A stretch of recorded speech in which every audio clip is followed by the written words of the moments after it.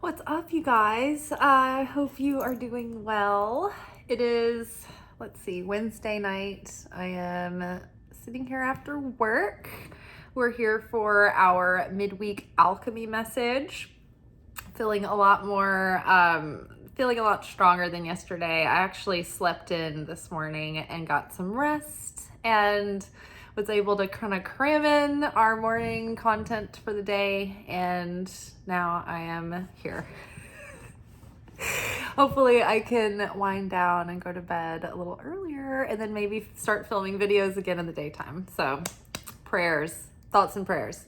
Okay, so we have an interesting midweek reading for the process. I feel like maybe I wasn't the only one having kind of emotional difficulties in regards to just all the pressures and everything that's been going on and been up in the air recently. I think that we're all feeling a little bit tender and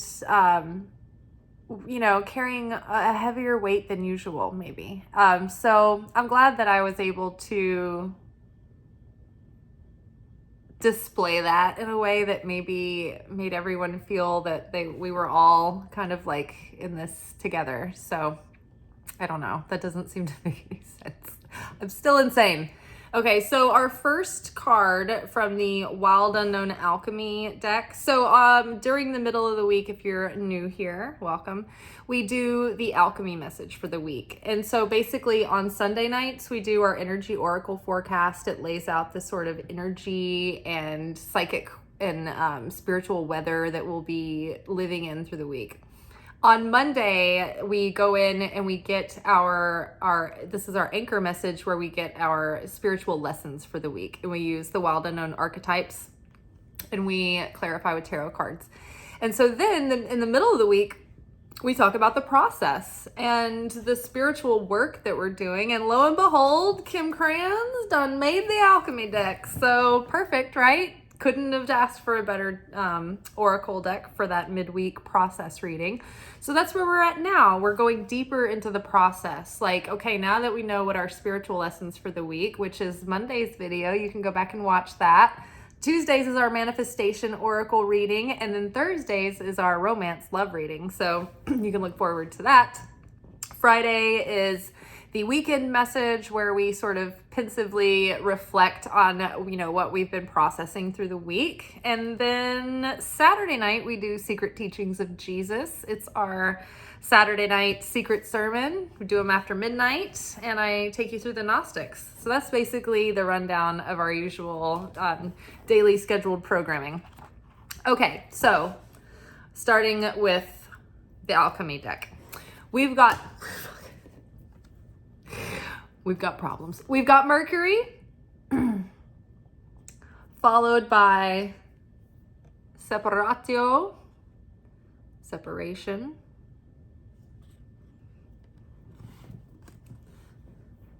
and then followed by speculum, or glass.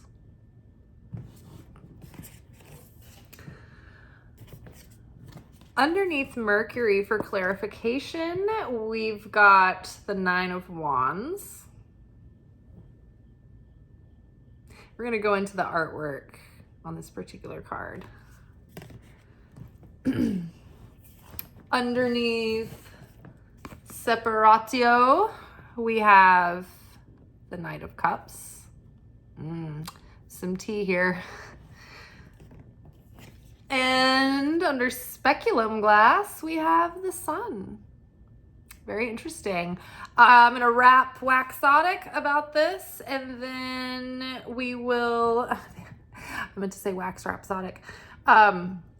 And then we will read the message from the book on the cards, because I think that there are pieces of every written message in the cards that we need to hear. I think there were certain parts that really tugged at me when I was reading them, and I felt it was worth actually reading from the book. Okay, so Mercury is mercurial. It's very mutable. Like Gemini is a very mutable sign. Virgo is the most mutable sign, is the mutable earth sign. So we're in this bookend of eclipse season at the moment. We've had our new moon eclipse that was in Libra. Our full moon is coming up in Taurus, so we will have an eclipse in Taurus. Excuse me. And in between these eclipses, we're sort of in this transitional space where there's a lot of movement and change and transformation happening. And so everything is really all up in the air right now, and nothing is certain, and everything is in translation and in transmutation and in transition right now. And so things are very unclear and uncertain, but also there's a lot of movement and excitement. With Mercury comes communication, literal travel, things progressing very quickly, writing, media themed things. Mercury brings kind of clarity or information with it. Sometimes it can actually bring a little confusion. Mercury is very intellectually stimulating. But right now, I think that this is highlighting, well, I think there's going to be communication coming in. There might be literal messages. You might receive communication from the spirit world about something. Maybe you'll see a sign or a series of omens and signs that tells you something that you need to know, or you'll have a very vivid dream that gives you an impression that you've been looking for, or maybe you'll get a literal message about something. But either way, during eclipse season, eclipses like to expand and accelerate things. They speed things up, right? Mercury also is very fast, the fastest moving of the celestial bodies. It gets around the sun the fastest of anybody. So everything is wanting to be expanded during this time. But in order to do that, the parts that are not in alignment, the parts that are not serving the direction that our soul is leading us in for our greater unfoldment, for our greater evolvement, for our healing, for our evolution. Those things need to be separated, cut away, removed, recontextualized, right? Things that are holding us back from moving forward into our full potential. It's like we need to let them go because they're dragging us down or holding us like anchored in, and we can't move or we can't expand past. Something has a hold, right, that needs to be cut away or needs to be let go of or needs to be cleared or needs to be released.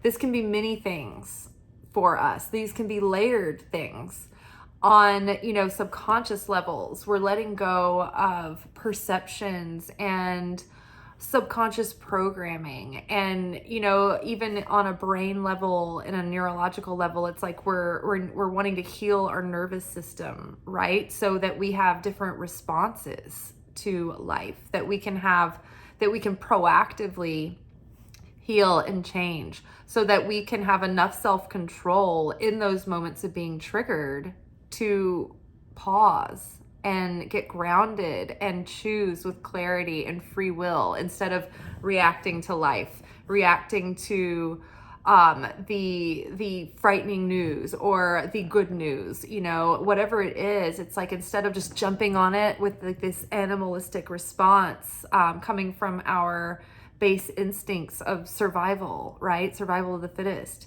Instead, we're being sovereign and we're making clear free will choices. And that's what we're trying to change and evolve and go towards. And so, things might be coming more clear for us as we let go of what no longer serves, what's not in alignment for the highest good of us, of our soul's highest alignment, or the highest good of all. It's like we're separating ourselves from that. And we are, getting more clarity because of that, because our mind isn't pulled and our heart's not pulled in all these different directions of indecision and uncertainty. It's like we're able to make clearer, cleaner cuts and choices. And I think through that, something is going to become more clear and apparent to us. There's also a note in the book that we will read, but it points out that this speculum glass, it gives a thin layer of separating yourself from something so that you don't get sucked in to the drama, right? Of the subconscious. Like when we get triggered and those stories start circulating in our mind, it's like this glass is the thing that comes in and it's like, whoop, partition closed. Let's separate ourselves from the drama here. Let's observe the story so that we can learn from it and we can go to the root of that and heal it and re-inform our subconscious and correct for that, right? Instead of getting emotionally connected in and sucked into the story, to the storyline, to that old narrative, right? We're staying out of that drama by doing that. We're getting more clear. So Mercury with 9 of Wands. So we're not just in the usual like biannual eclipse season where we have this twice a year, it's like this reevaluation and clearing and growth, right? It's like when you prune like bushes, like a rose bush, and then all of a sudden it like grows like crazy and is blooming like crazy.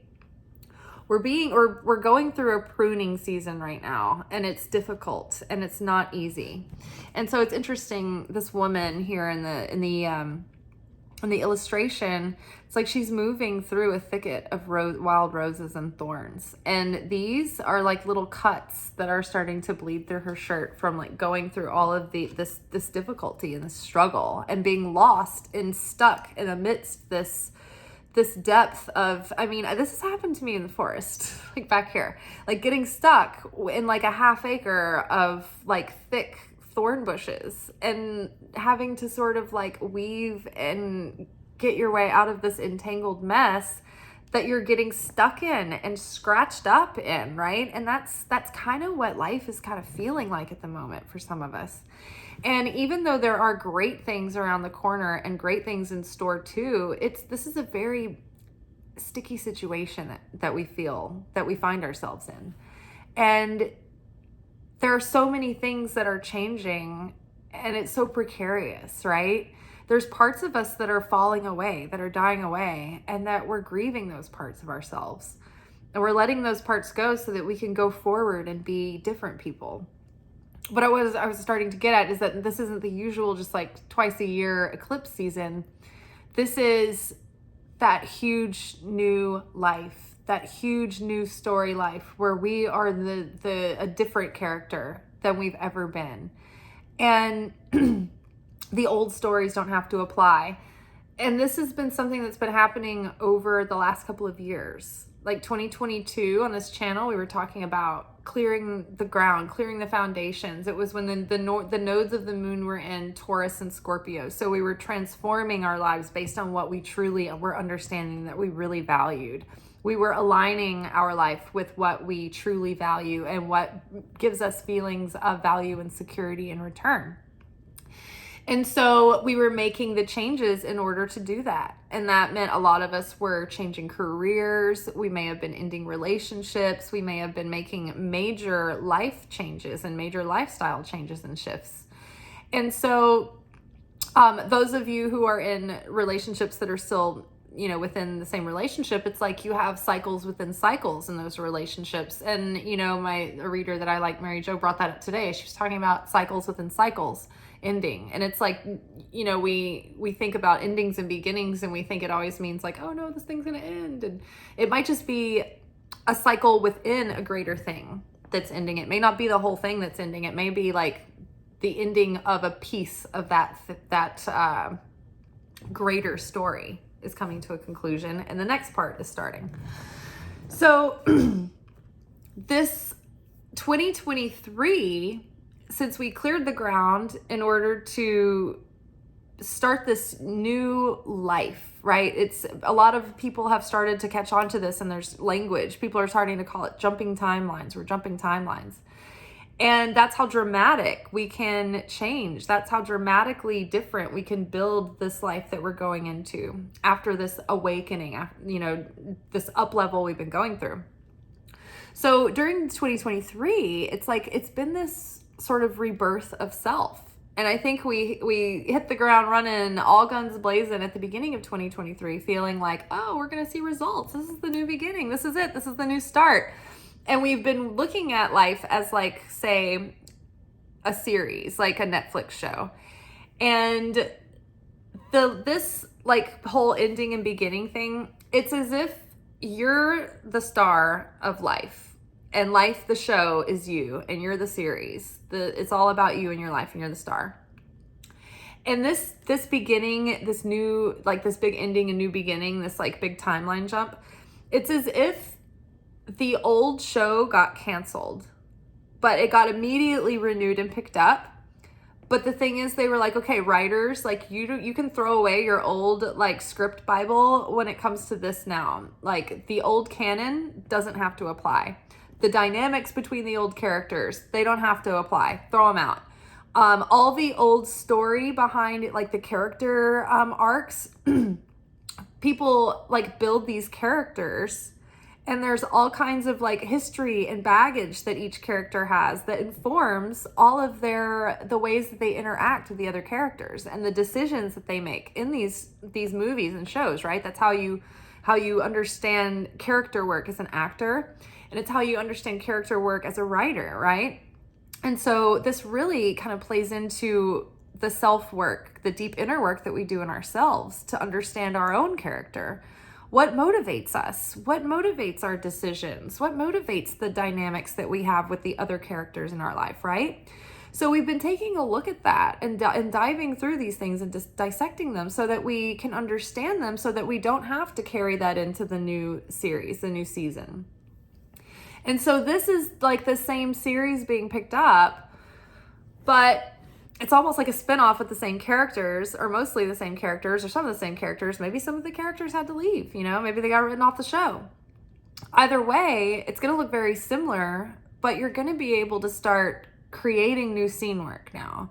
You're going to be interacting with people differently. You're going to be showing up as a different version of yourself, and you're going to start recognizing that. And we might have a more filled out vision of our goals and our dreams, and we may have more confidence and the ability to go after those in a new way.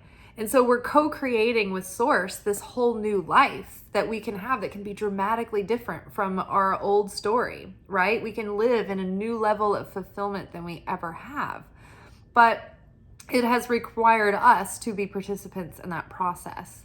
And so we're in this portal now where like this 2023 has been sort of like we've been giving birth to our new selves, and we've been in these labor pains of contractions, and month after month it's like there's been parts of our soul that have been like starting up and coming online, and then we're initiated, and we're having to like be challenged with that part of us and come through and kind of like embody the lessons that we've always learned, so that we can really solidify them in our muscle memory and take that on as like part of our new self.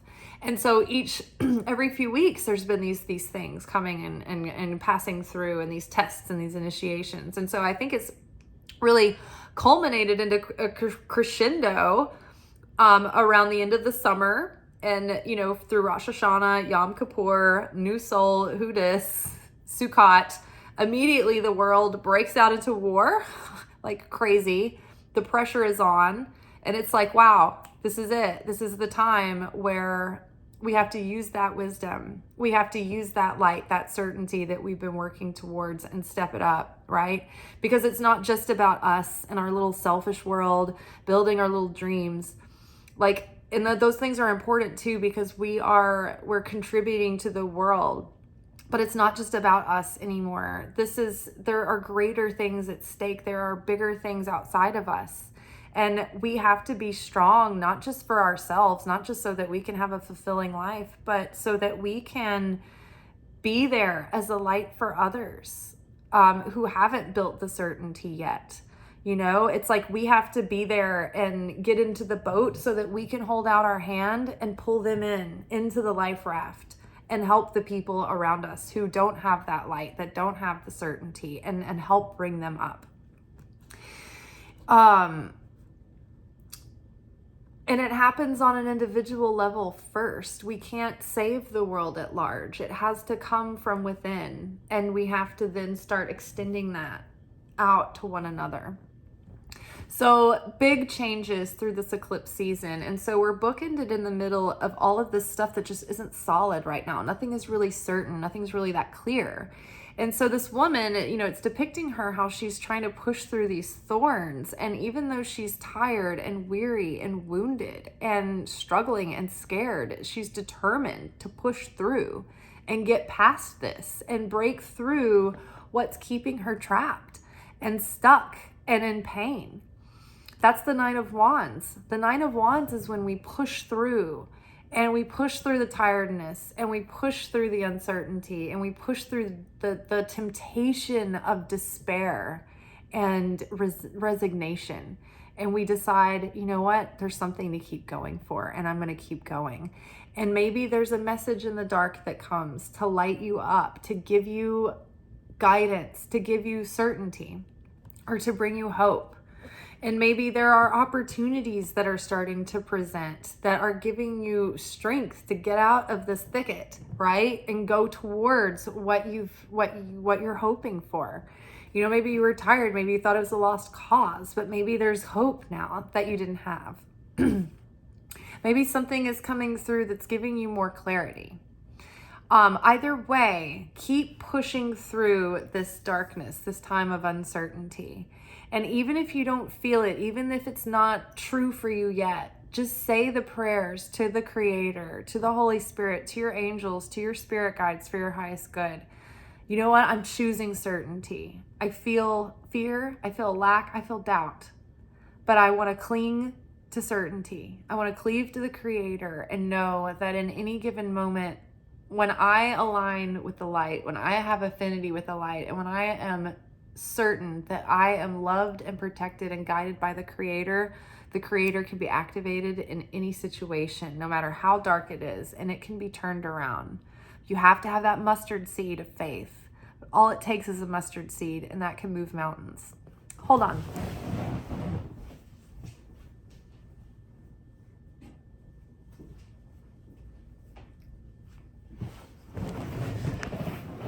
Mustard seeds don't come for free. You have to toil for them.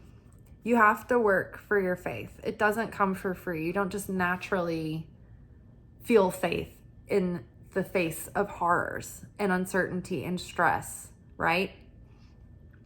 I grew mustard greens in my garden. Let's see, where's the camera here? I grew mustard seeds in my garden, and I let them go.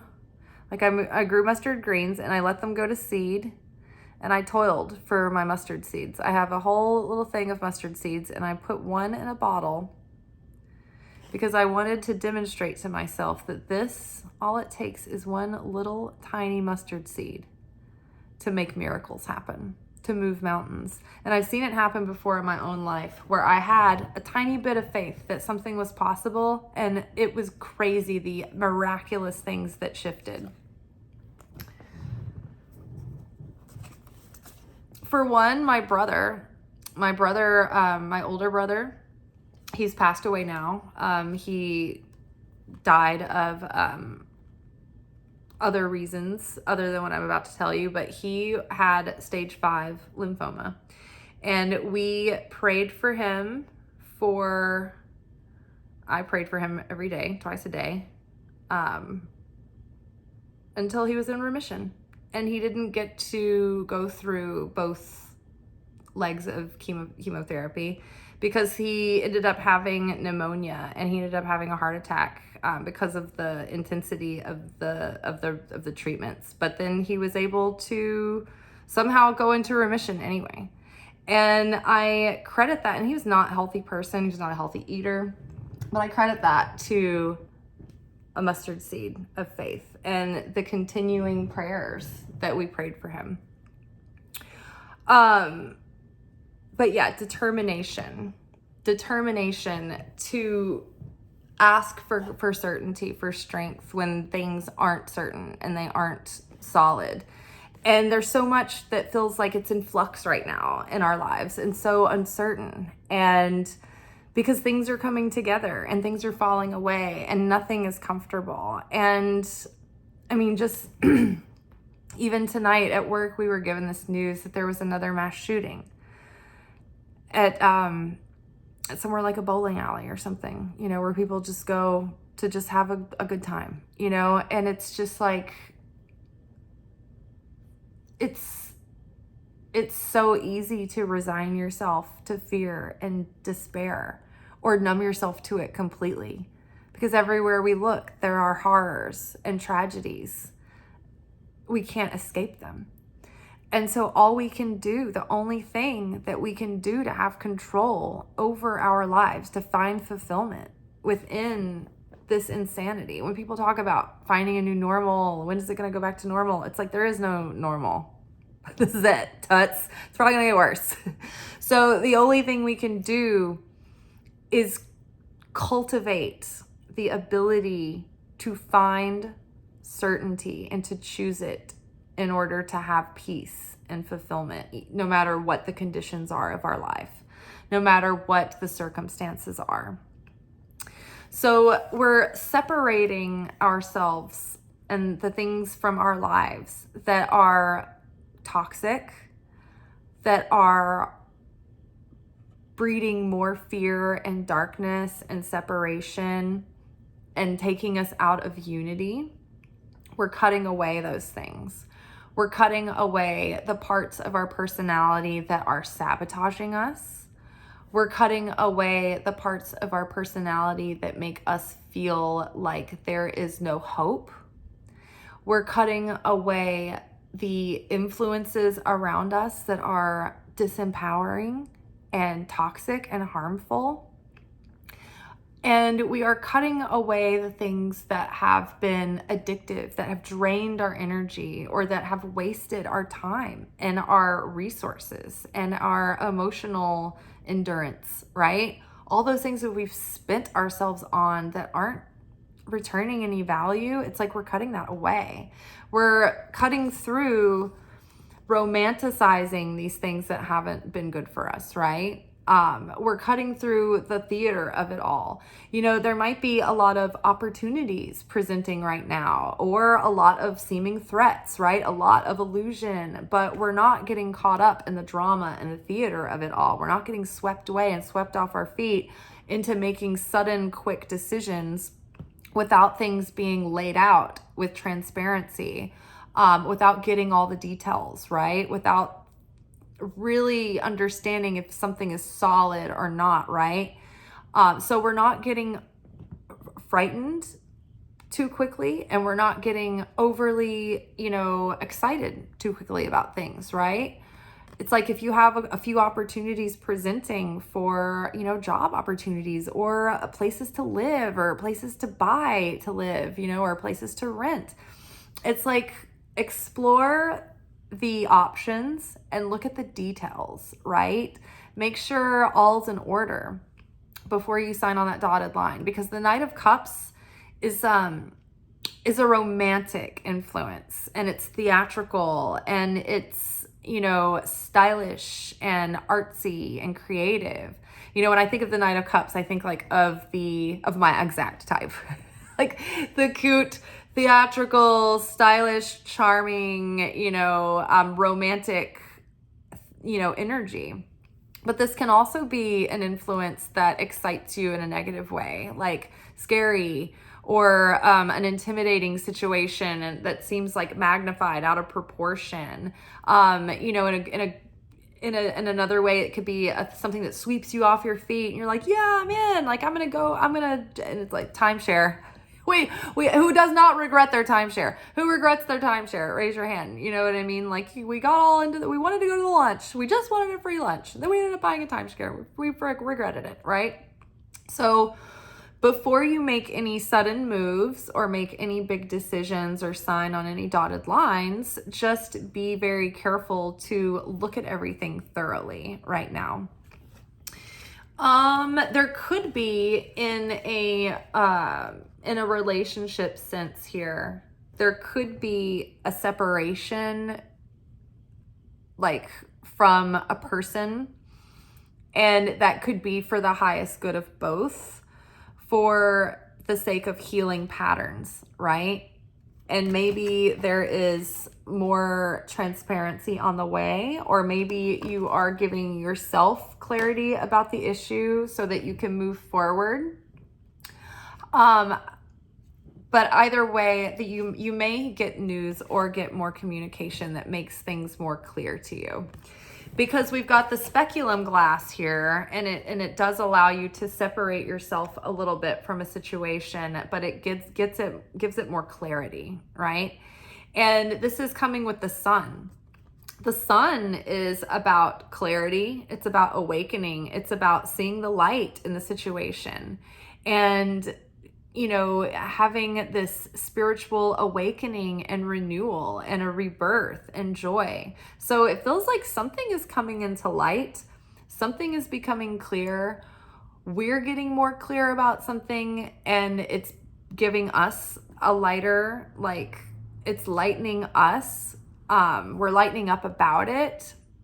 It's getting us through this heaviness and this darkness. Because like even this character, this Knight of Wands here, Knight of Cups, is like sitting in this, like she's lighting up this very dark space, right? On this lotus here with wisdom and peace, and she's cradling a heart, and playing it like an instrument. There's heartstrings that she's plucking, right? Pulling your heartstrings, something that's tugging your heartstrings, right? So I feel like there's something that's like giving you clarity, closure, helping us get past patterns, toxic patterns, helping us break through what's kept us stuck in this thicket, in this place of uncertainty and pain.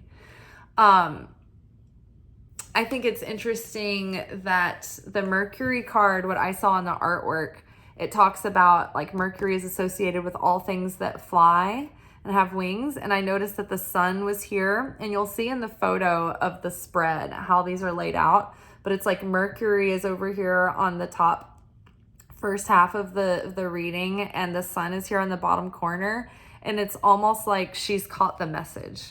Look, doesn't it look like the sun like caught the bird, almost like when you throw a paper plane or like fling like one of those folded paper like footballs at somebody and they catch it, or like a boomerang or something. It just looks like she's got the message, like, okay, I got the message, or I caught the message. And it looks like it's been sent through Mercury. So maybe you're going to get some offers. Maybe you're going to get some communication from a friend. Maybe something is coming through. Just take your time with it, because I'm going to read the book. That was the thing that I wanted to read. So I'll start with Mercury and work our way over. But either way, the sun is about joy. It's about awakening. It's about rebirth. So I think that even though we're in this dark moment now, I think that it's taking us to a lighter place. Signals, messages, tricks. In the realm of Mercury, anything is possible. The energy is transfixing and seductive, just like the metal itself.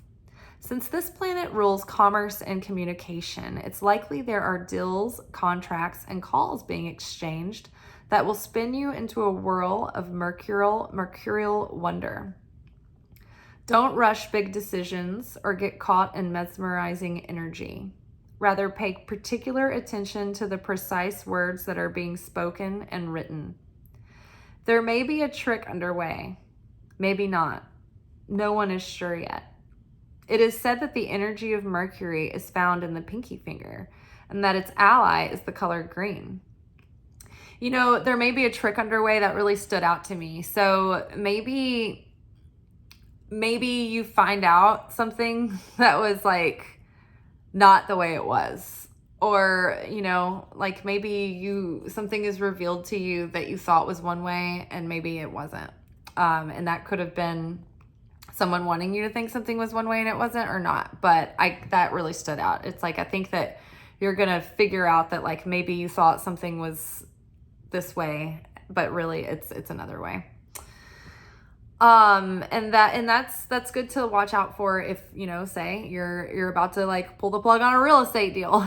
Like, ask if someone was murdered there. Make sure it hasn't been, your place isn't in a flood zone, or has it been flooded? Ask about the foundation. When was the last time the roof was fixed? You know what I mean? Like, check all of those things if you're in any big situations.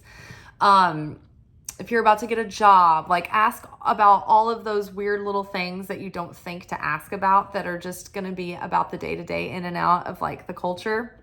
Maybe ask those things. No one is sure yet. Hold on, let me go back. Don't rush big decisions or get caught in the mesmerizing energy. Rather, pay particular attention to the precise words that are being spoken and written. There may be a trick underway. Maybe not. No one is sure yet.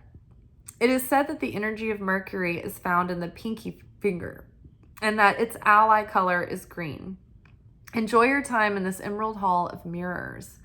Just don't sign your name on the dotted line until what is liquid becomes solid, until clear words are expressed by an honest tongue. Mercury reigns over all forms of communication. It is particularly potent time for writing, learning, teaching. A pen is an excellent channel of Mercury's power. Mercury is related to the god Hermes, a psychopomp and messenger of the gods. Witty and quick, Hermes can be can be seen in all things winged and swift, and in the Catechus.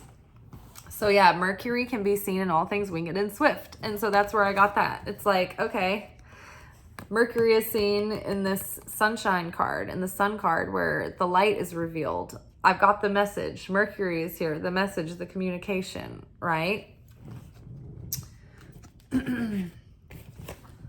Separatio.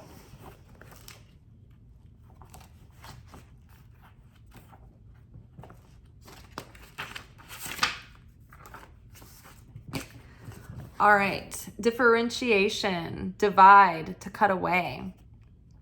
Separatio is the great alchemical operation of the sword. It occurs when substances are pulled apart for their higher good, either willingly or unwillingly. The fissure may take place suddenly with a swift blow of the axe, or slowly over time with a dull blade. No matter how separatio occurs, it will likely be a painful process for all involved. Images of swords and knives battling rebellion, breakups, divorce, and atom splitting are expressions of separatio. The good news is that separatio prepares the individual for a more conscious union down the line. It releases stagnant energy and allows the parts to see themselves as individuals. This stage is the prerequisite for conjunctio, union, love. Through the pain of separatio, we come to accept and love ourselves as we truly are. And in turn, we love the world. This is like twin flame city right here. Like when twin flames meet and they come together, it's all wonderful and rainbows, but like there's an inevitable separation. There's even sometimes cycles of separation for twin flame. And so again, you know, with this Knight of Cups here and the patterns around it, it's like you may be in separation from someone you care about, or you have like a spiritual affinity with on that level. And it may be for a good reason. It may be for the spiritual evolvement for both of you involved, so that when the two of you either come back together, or when you are in the next union, so to speak, of that level, you will be prepared for it. Listen to I Will Survive by Gloria Gaynor. Is there anything that does not separate? It's likely there's been a hot mess in the laboratory for a while. Once you're past the initial blow, which could take a long time, you'll be singing separation songs. Oh, wait. Sorry, that's not right. It's likely there's been a hot mess in the laboratory for a while.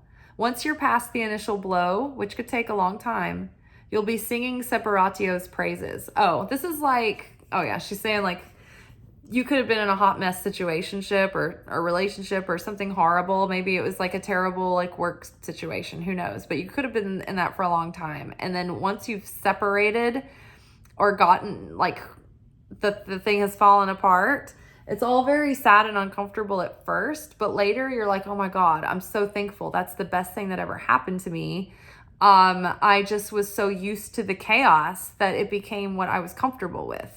And I was addicted to the chaos, right? Some people, like for instance, if you grow up in a family that's chaotic and you have this perpetuating chaos, then you find that even when you separate from the chaotic family, you're still having chaos in your life. And even though you may not be consciously perpetuating that chaos, it's somehow finding you because that's your comfort zone. So it takes a while to break away. Like some people are addicted to crisis.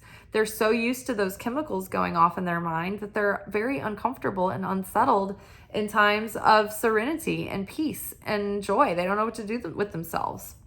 They feel displaced and unsettled. Let's see. Okay, and now what was the side? Hot mess in the lab. Okay, and then language is also a way that separatio is expressed through labels, titles, and definitions. Notice whether your word choices are inclusive or exclusive and adjust as necessary. 2 times there have been notes to pay attention to precise words. Choose your words carefully and pay attention to the words that are being used when you're being communicated with. All right, and then speculum gloss, transparency, focus, seeing. So again, like transparent communication, I feel is coming up, or some kind of communication that makes things more transparent to you, makes things more clear to you. Glass transmits a sacred exchange between the alchemist and their work. Through the glass vessel, the alchemist sees their work, and the work sees the alchemist. What was once clouded in confusion becomes focused. What was once veiled becomes obvious. How are you currently seeing the world? What is your perspective? The glass card can be thought of as the gift of true perception. With it, you naturally focus on what is most central in your life. All else falls into the periphery. The next right action becomes clear. Glass is fragile by nature and requires regular cleaning. So find daily practices that align your vision to what is true. It's easy to slip into an old mode of seeing, particularly someone else's. Ooh, that's huge right now. So find daily practices that align your vision to what is true. It's easy to slip into an old mode of seeing, particularly someone else's. So don't hold steady to your new, so hold steady to your new alchemical lenses. Their power is mighty.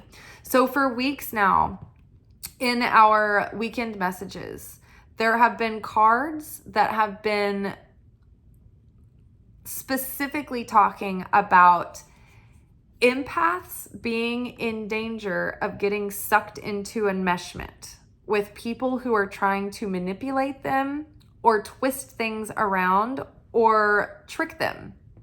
So again, the trickster warning comes up here. Clarity, seeing things clearly. It's easy to slip into an old mode of seeing things, particularly someone else's.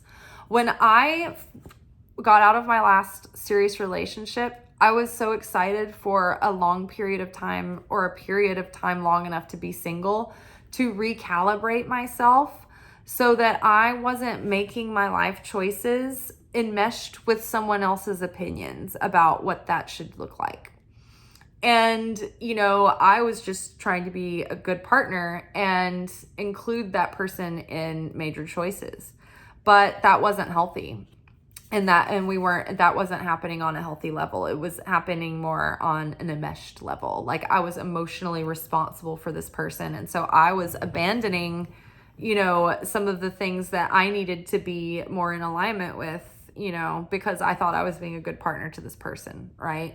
And so that's because I am an empath and I have had a history of narcissists who attach to me and they want to manipulate me and make me believe that I am the narcissist or that I'm the problem or whatever, because they want me to be their joy and their light, and they want me to take care of them and all their needs and be the awesome Libra rising that I am and be compatible and not need anything and be like, oh, I can go either way. Not anymore.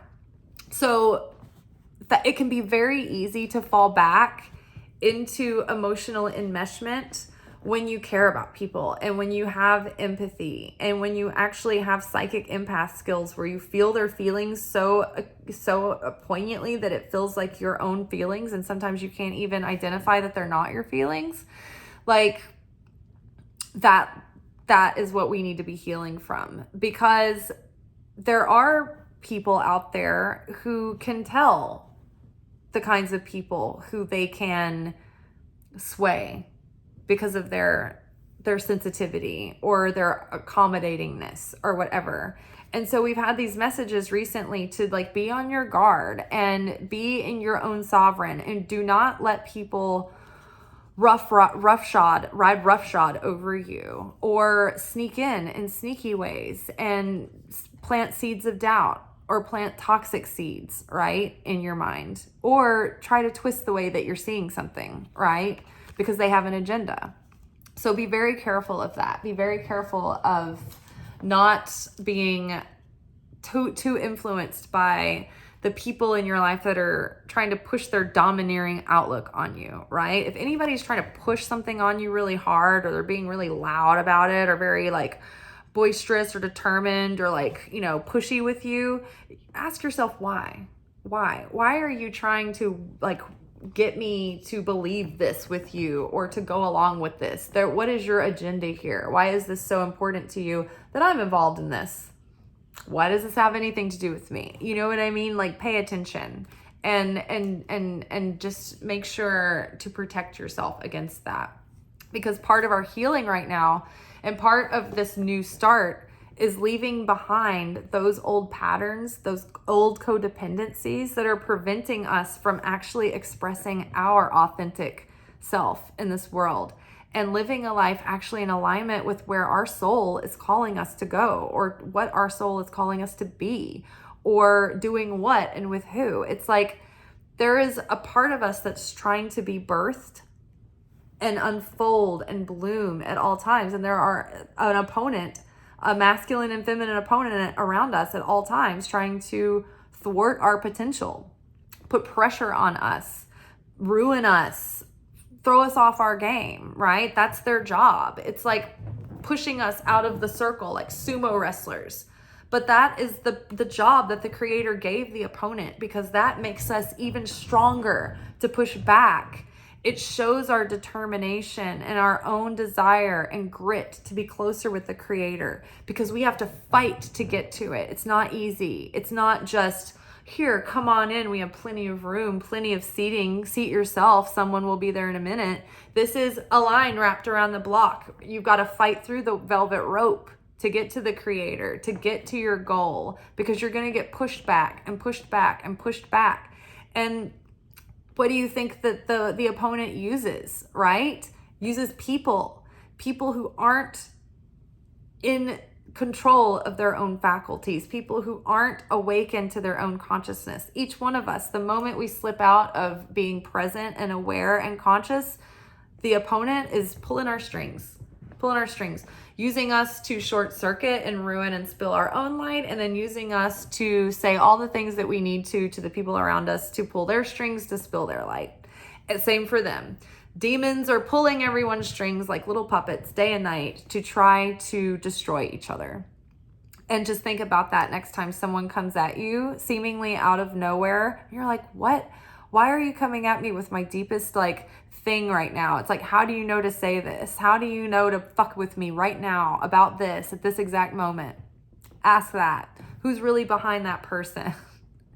Right? It's probably not them. They've probably been sent by the entities, by, the powers that be, right? Because the side of the good, the dark, and the light, they're all competing to try to get that light that's channeling through us in any given moment, right? When we make mistakes, when we spread darkness, that takes that energy from those upper realms, that unmanifest world, and it channels through. And when we channel through darkness, it tips the scales for the side of darkness. When we defeat darkness and we channel light in and we spread light into the world, that is us channeling through the light to the world. But see, the light, the spiritual world, they can't grab that unmanifest potential. It's only manifested through the material world, through human beings. The only way they can get a hold of it is by how we act and do and show up in the world, right? And that's why they're always pulling at us, trying to control us, trying to get us to do this and that or not do this and that, right? Don't say that. Don't help that person. Say that, they're all competing for the light that is about to be channeled through in any given moment with any given interaction, and they all want it, right? Because they can't access it without us. Nothing can be elevated or transcended or changed once we leave this physical world. Once we're over on the other side, it's like that's the level of evolvement that we've got. That's the level of healing that we did in this life. That's the level of consciousness that we expanded to in this life. And then that's where we're at. In order to grow and to change and to push our cutting edge, our leading edge, we got to be here. We got to be in the material world, interacting with the other people, going through challenges, right? Making change in this world, doing things, being things, right? Becoming. It's the way that we're becoming. And it's who we're becoming and what we're spreading around and what we're leaving behind as this legacy and what we're able to transmute out of this density that we're given in this life to reveal that light of the Creator from within. So that hopefully we end up like this. I got the message. I got your bird. Thank you for sending me your bird. Another few miracles that came to mind were my sister-in-law's mother had this sudden eye thing that happened where she was suddenly blind. And it was something really rare and weird. And the doctors weren't even sure what was going on. And we prayed for her and her sight returned. And I can't remember whether they had a weird surgery they had to do or what, but they were really uncertain about what was going on for a minute there. And her sight was restored. Another, my sister-in-law's sister's girlfriend at the time, her mother was in an accident and hurt her back, really had a really traumatic spinal injury. And they thought that she would maybe never walk again. And she healed and she was fine. And those were all people that we prayed for. With fiery vigor. There are so many examples. I have lived a life surrounded by people in pain and in tragedy and in horrific circumstances, but that has also allowed me to see those people's tragedies turned around and those circumstances turned around and those people healed miraculously through prayer and through faith.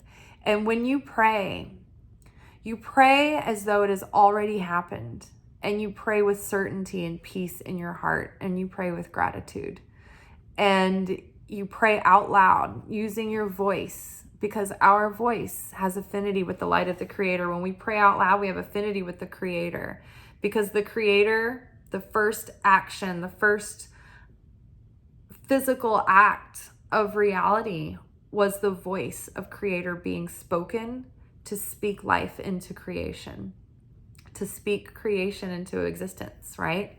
And so our mouth is a portal of life and death, and we have the power of life and death in our tongue. And what we say has power. And what we say, basically everything that we say, is a prayer, is a spell, is an order that we're putting out into the universe, right? So be careful, be precise. Watch your words, watch the things that you are saying and how you are saying them. But it's particularly powerful to pray your prayers out loud. Ask your angels for help for your highest good. Ask the Holy Spirit for guidance, for comfort, for courage, right? You can pray to Jesus. Jesus, the Christ, lives in the portal of the heart. Pray to the Christ. Pray out loud, and end your prayer. Underneath your breath, whisper, Baruch Shem Kavod Malchuto Leolam Vaed. And that will seal the prayer and make sure that no angel or demon can intercept it for mischief, because angels and demons can't speak Aramaic. And then finish that with Amen. And Baruch Shem Kavod Malchuto. I can't, I'm like having a brain fart of the exact translation, but it's for thine is the glory and the kingdom forever and ever, amen, kind of thing. It's like declaring the glory of the Creator, and that the ownership of the kingdom is the Creator's. I was going to look up to see what it meant, but it's on my phone and I'm talking into my phone. But if I remember, I will get the translation and write it down so that I can tell you guys sometime. But yeah, say that under your breath because it seals in the prayer, and then finish it with Amen. All right, you guys, that is enough. We have talked enough. I have talked your ears off. Ciao.